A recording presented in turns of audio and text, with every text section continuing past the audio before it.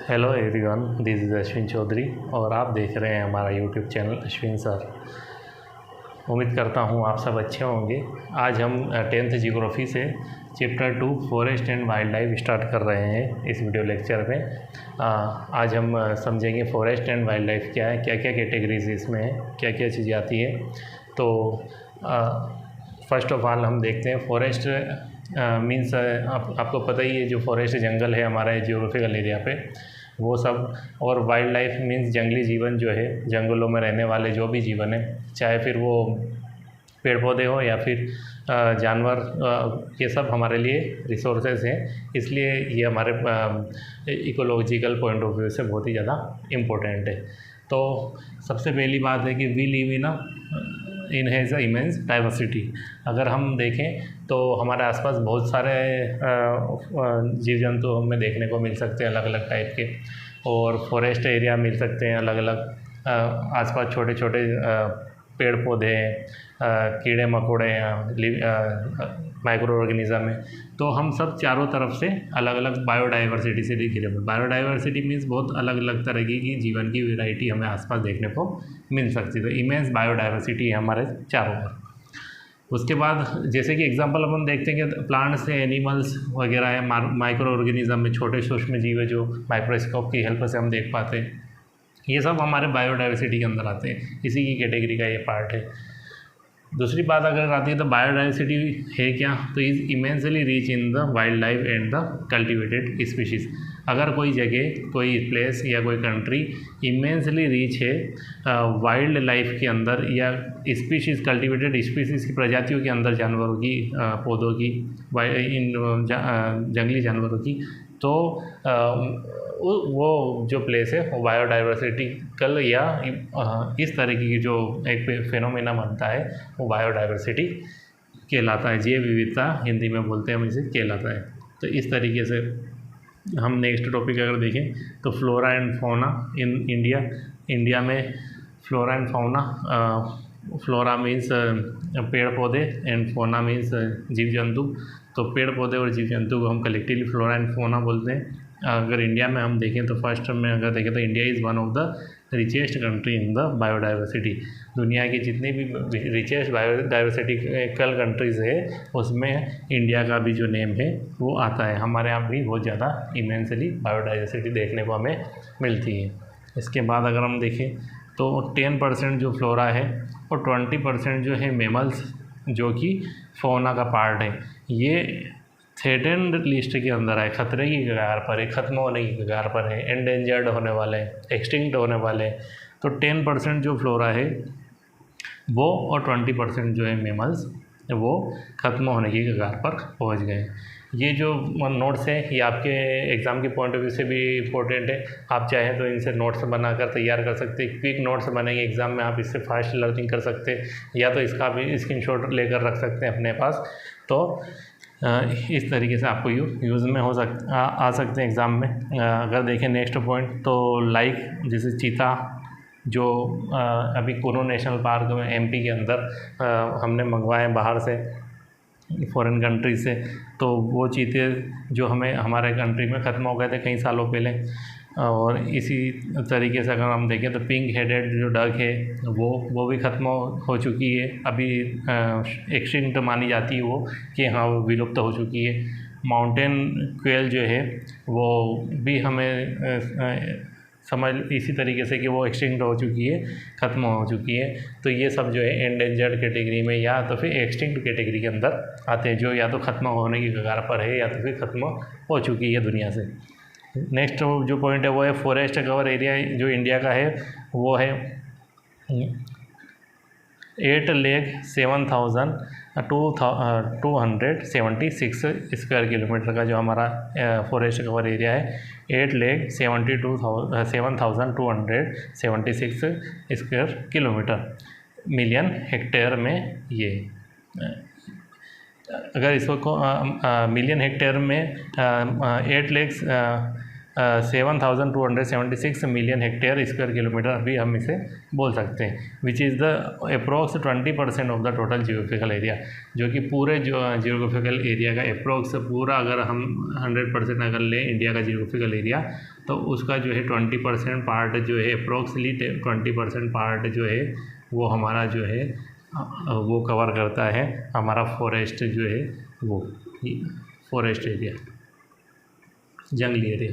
तो इस तरीके से हम ये फैक्ट यहाँ पर देख सकते हैं। इसके बाद अगर हम देखें तो कैटेगरीज में डिवाइड किया गया है अलग अलग स्पीसीज़, अलग अलग फ्लोरा एंड फाउना को। तो फर्स्ट कैटेगरी जो है वो नॉर्मल स्पीसीज़ की आती है। नॉर्मल जो अभी एंडेंजर्ड कैटेगरी में नहीं आते, नॉर्मल फॉर देयर सर्वाइवल, अभी वो सर्वाइवल के लिए नॉर्मल है। उनके नंबर ऑफ जो भी स्पीशीज़ है वो आगे फ्यूचर में भी नहीं लग रहा है कि वो खतरे की कगार पर है। तो ऐसे जो फ्लोरा एंड फौना है या ऐसे जो एनिमल्स है और जो पेड़ पौधे हैं वो इस कैटेगरी के अंदर आएंगे।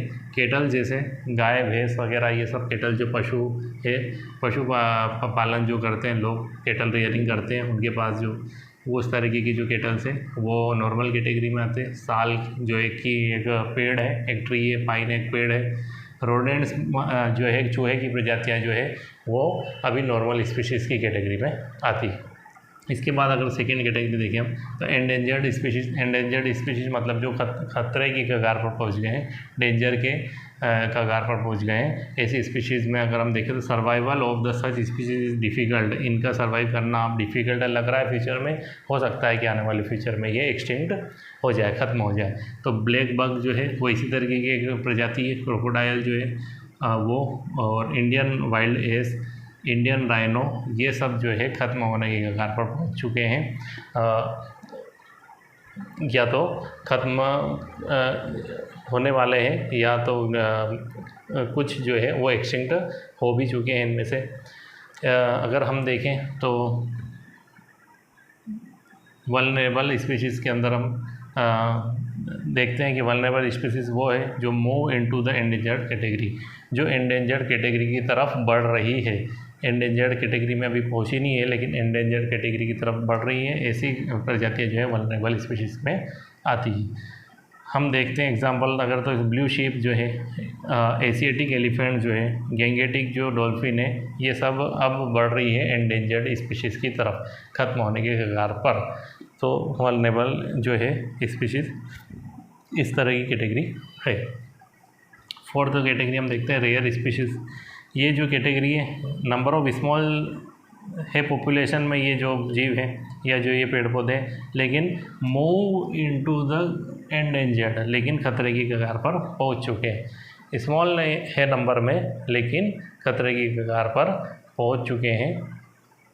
रेयर प्रजातियां हैं जो कि बहुत ही मुश्किल से मिलती है लेकिन ख़त्म होने की कगार पर है, जैसे कि हिमालयन ब्राउन बियर और डेजर्ट फॉक्स, हॉर्नबिल इसके एग्जाम्पल हैं जो कि रेयर स्पीशीज़ के अंदर आते हैं।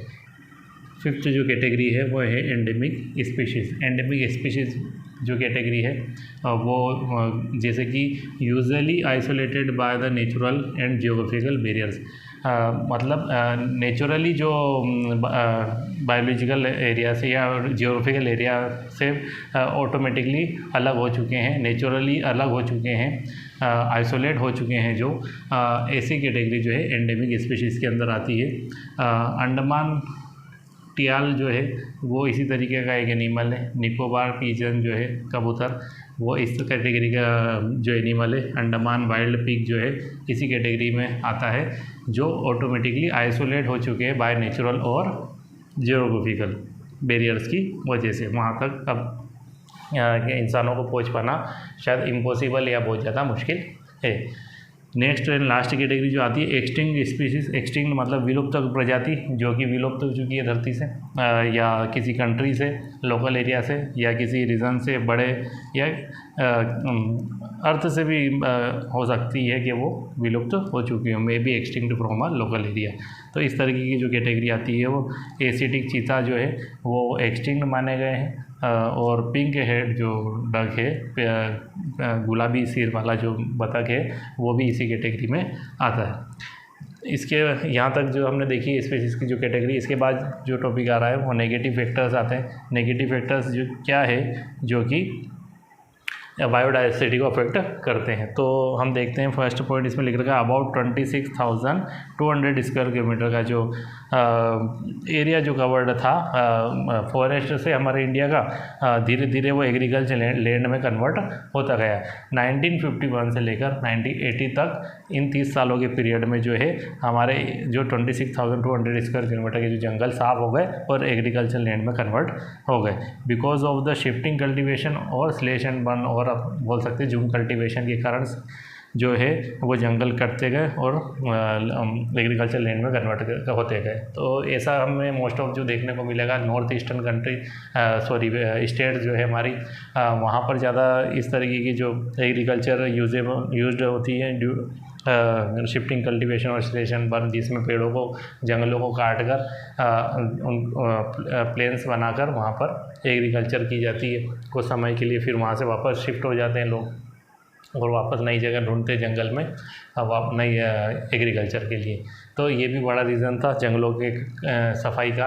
और दूसरा जो पॉइंट है, since 1952 over the 5,000 square kilometre forest clear due to the river valley project के लिए जो है 5,000 स्क्वायर किलोमीटर के जो फॉरेस्ट एरिया है वो क्लियर कर दिए गए 1951 से अभी तक। तो इस तरीके से ये बड़े रीज़न है जो कि डाइवर्सिटी को अफेक्ट करते हैं। अगर हम देखें नेक्स्ट पॉइंट, तो इन MP 40,000 जो हेक्टेयर फॉरेस्ट है inundated due to the Narmada project. Narmada valley project के लिए, नर्मदा रिवर प्रोजेक्ट की वजह से जो हमारे MP में 40,000 हेक्टेयर फॉरेस्ट 40,000 हेक्टेयर का जो फॉरेस्ट है वो क्लियर इनअंडेड का मतलब है पानी के अंदर डूब गया किसी वजह से, जैसे डैम बना दिया गया, पानी को रोक दिया गया, तो पानी से जो आर्टिफिशियल लेक बनी है उसमें 40,000 अप्रोक्स हेक्टेयर जो एरिया है फॉरेस्ट का वो पानी के अंदर इनअंडेड हो गया, डूब गया, जलमग्न हो गया। इसके बाद नेक्स्ट जो टॉपिक है बुक्सा टाइगर रिजर्व जो कि वेस्ट बंगाल में है, is the threaten due to the dolomite mines. Dolomite mines की वजह से वो भी खतरे में आ गया है, जो कि एक बड़ा टाइगर रिजर्व है बंगाल टाइगर का, Buxa tiger reserve West Bengal में, डोलोमाइट माइंस की वजह से वो खतरे में। इसी तरीके से अगर नेक्स्ट पॉइंट देखें हम, तो हंटिंग, शिकार, पोचिंग, बड़े पैमाने पे जानवरों की खाल वगैरह, नाखूनों की हड्डियों के लिए जो शिकार करना है, और हैबिटेट डिस्ट्रक्शन वगैरह, जो जानवरों के जो हैबिटेट, नेचुरल हैबिटेट है वो ख़त्म कर दिए गए, ओवर एक्सप्लॉयटेशन कर दिया गया जंगलों का बहुत ही ज़्यादा से, फॉरेस्ट फायर वगैरह, जंगलों में लगने वाली आग, ये सारे जो है are many more reason for the decline of biodiversity. यही सारे जो रीज़न है वो बायोडाइवर्सिटी के डिक्लाइन होने के जिम्मेदार है, रिस्पॉन्सिबल है। लास्ट अगर हम पॉइंट देखते हैं तो द हिमालयन यू नाम का एक पौधा है, पेड़, जो कि हमें अरुणाचल प्रदेश और हिमाचल प्रदेश में मिलता है, जंगलों में, पहाड़ों पे, हिमालय के जो जंगल है वहाँ पर। एक मेडिसिनल प्लांट है, ये मेडिसिनल प्लांट है जो कि खतरे की कगार पर है, under the great thread because of it is use for the cancer cure. Cancer की दवाई बनाने के लिए इस प्लांट का यूज़ किया जाता है, और इसकी वजह से इसकी अंधाधुंध कटाई हो रही है और अब ये ज़्यादा ही खतरे की कगार पर पहुंच चुका है। तो इस तरीके से आज के कुछ टॉपिक थे। नेक्स्ट वीडियो में हम इस चैप्टर को कंप्लीट करने की कोशिश करेंगे बाकी जो टॉपिक बचे हुए हैं उनके साथ। और आज के सेशन में अगर आपको इससे रिलेटेड कोई डाउट है तो कमेंट बॉक्स में आप लिख सकते हैं। और भी अगर आपको लगता है कि कोई और कुछ होना चाहिए और कुछ ऐड होना चाहिए सेशन में, तो हम उसको भी कोशिश करेंगे ऐड होने की। आपके सजेशन हमारे लिए इम्पोर्टेंट है। और आज के वीडियो लेक्चर में बस इतना ही। नेक्स्ट वीडियो के लिए तब तक के लिए good bye and thanks to all.